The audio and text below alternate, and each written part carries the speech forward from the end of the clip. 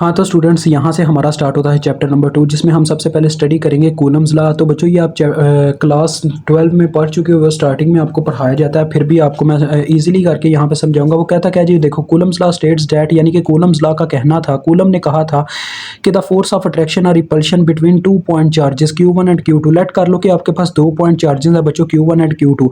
अब आपको पता है कि कभी कभार कोई चार्ज पॉजिटिव होता है, कोई नेगेटिव होता है, यानी कि उस पर या तो ये हो सकता है दोनों पे पॉजिटिव चार्ज हो, या ये भी हो सकता है कि दोनों के ऊपर नेगेटिव चार्ज हो, या ये हो सकता है दोनों के डिफरेंट चार्जेस हों।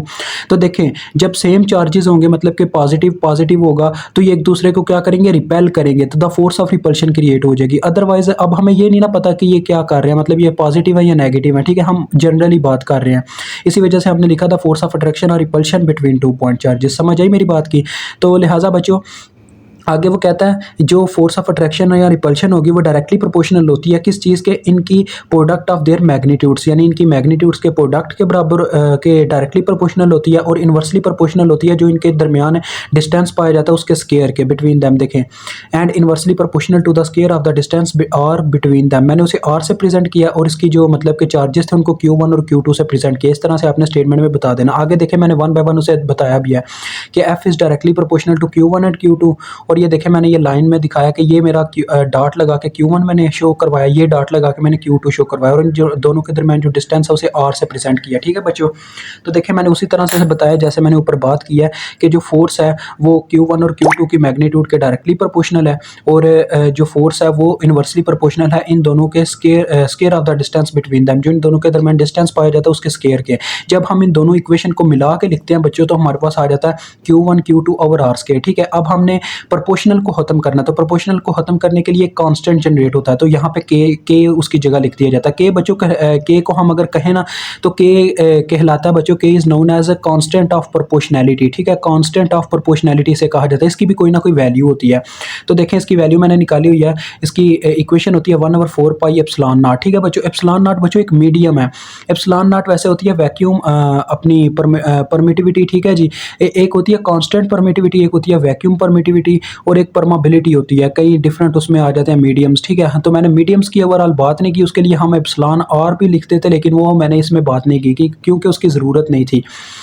चलो आपके लिए एक दफ़ा मैं लिख दूंगा, टेंशन नहीं है। ठीक है, तो देखो बच्चों, एप्सिलॉन नॉट की वैल्यू आपने याद रखनी है 8.85 मल्टीप्लाई बाय 10⁻⁻12 फेरेड पर मीटर। ठीक है जी, जब हम यहाँ पे पुट करते हैं तो के की वैल्यू आ जाती है 9 मल्टीप्लाई बाय 10⁻9 मीटर पर फेरेड। अब देखें ये यूनिट कैसे उल्टा हुआ, क्योंकि हमने बटे में ये वैल्यू पुट की तो यूनिट बटे में था, बटे का बटा उलट जाता होता, तो लिहाजा मीटर ऊपर चला गया, फेरेड नीचे रह गया, तो डेट्स वाई इसका यूनिट होता है मीटर पर फेरेड।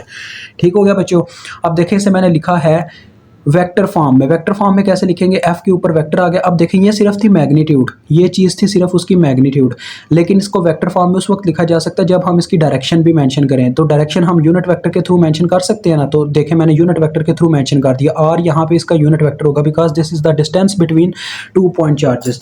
अब बच्चों, मैं आपको कह रहा था अगर आपका कोई मतलब कि मीडियम यानी कि कोई और हो, तो आप इसको इस तरह से भी लिख सकते हैं, के की वैल्यू यहाँ पे पुट कर दें, यानी कि इक्वेशन 1/4 पाई एप्सिलॉन नॉट, और साथ में एप्सिलॉन आर भी डाल दीजिएगा अगर आप इसको ज़्यादा मतलब कि थोड़ा दिखाना चाहते हैं कि आपको ज़्यादा इसका पता है, थोड़ा इफ़िशियंसी दिखाना चाहते हैं, तो ये आप पॉइंट कर सकते हो। ठीक है, और आर दिस वन, और आप ये साइड में बता दें कि epsilon r is equal to 1।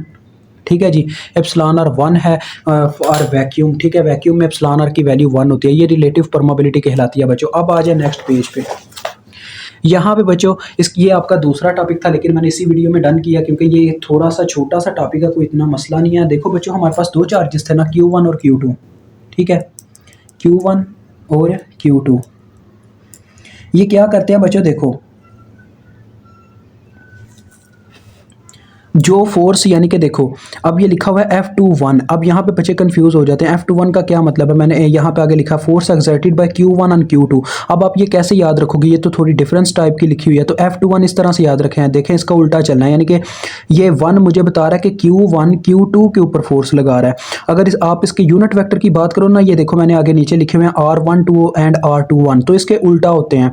जो यूनिट वैक्टर होते हैं वो सीधी डायरेक्शन रखते हैं, मतलब कि ये Q1 से Q2 की तरफ जा रहा है ना, डेट्स वाई वो यूनिट वेक्टर, यानी इसका जो यूनिट वेक्टर होता है वो होता है R12।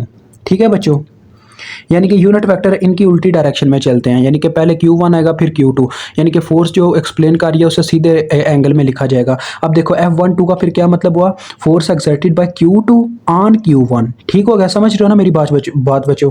अब देखो मैंने यहाँ पे इक्वेशन लिखी वही जो मेरे पास प्रीवियस में थी, यानी कि F इज इक्वल टू के Q1 Q2 over are square, साथ में R1 उसका यूनिट वेक्टर। ठीक है, अब देखो बच्चों मैंने फोर्स कौन सी लिखी, force exerted by Q1 on Q2। तो देखिए मैंने डायरेक्ट उसका एग्जैक्ट मतलब कि यहाँ पे क्या लिखा बच्चों, अपना क्या उसका नाम था यार, यूनिट वेक्टर। मैंने उसका एग्जैक्ट यूनिट वेक्टर लिखा, यानी कि R12 लिखा, यानी कि जो फोर्स एक्सर्ट कर रहा है, यानी कि इसकी डायरेक्शन क्या है, चार्ज 1 से चार्ज 2 की तरफ। ठीक है, ये इस चीज़ को प्रेजेंट करता है।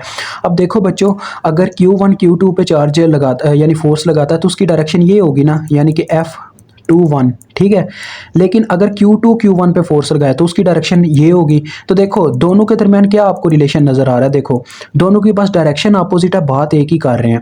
तो मैंने फिर क्या किया, इन दोनों का डिस्टेंस भी मतलब देखो डिस्टेंस भी सेम होगा, लेकिन दोनों के डिस्टेंस की डिस्प्लेसमेंट बीच में कहानी आ जाती है। डेट वाई यूनिट वेक्टर को हम माइनस से प्रेजेंट करते हैं, जैसे कि न्यूटन ने कहा था action and reaction are equal but opposite in direction. और बात अभी फिजिक्स की ही हो रही है, क्योंकि ये आपका एक लिहाज से फिजिक्स का ही टॉपिक है। तो देखो बच्चों मैंने यहाँ पे बता दिया कि R12 बराबर होता है -R21 के, यानी कि इनकी मैग्नीट्यूड सेम होती है लेकिन डायरेक्शन अपोजिट होती है।